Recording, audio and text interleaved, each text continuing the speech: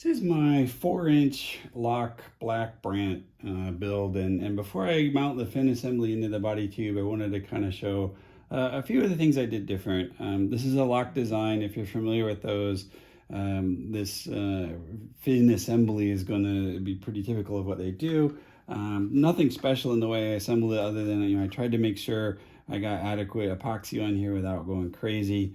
One thing I did do a little different based on my LOC Goblin is I left this rear ring separate so that I can put it in the body tube and get some epoxy on the back side of the fillet. Some of my Goblin launches came back with some hairline cracks, so hopefully I can put some additional strength in there. I also 3D printed a screw, and there's a nut behind it, a number 8.32 nut, to be able to remove the rail buttons, and so I put those basically in the same spot. Not normally you go in with a wood screw into these rings, but I put those in. The thing that I did that was significantly different is I intend only to launch this with dual deploy, no motor eject. Was I added some shock cord that I had left over. These were actually tent pole repairs for tent poles, and I added a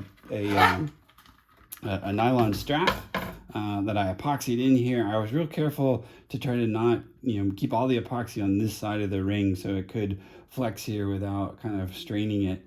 And then I left some slack in it and added a mount up front. So when it pulls, the bungees will absorb most of the shock. I believe that, although it's hard for me to do right now, it will bottom out before the bungees do.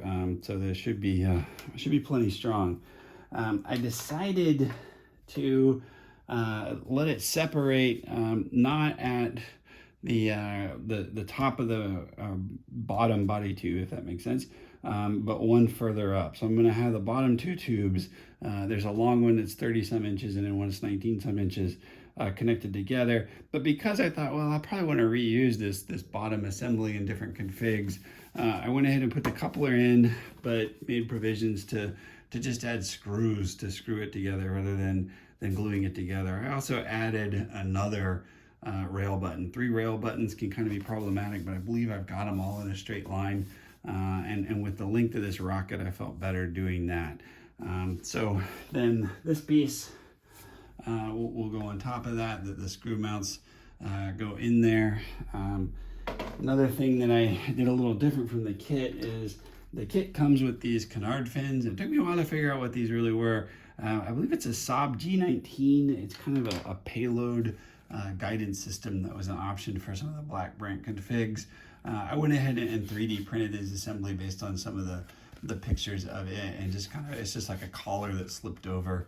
And then finally I put the bulkhead in here with the slot, so that strap will come through there, and when you pull on it, it'll break the tension in the bungee cord, and it will be attached to the main assembly on the top that I'll cover in a different video.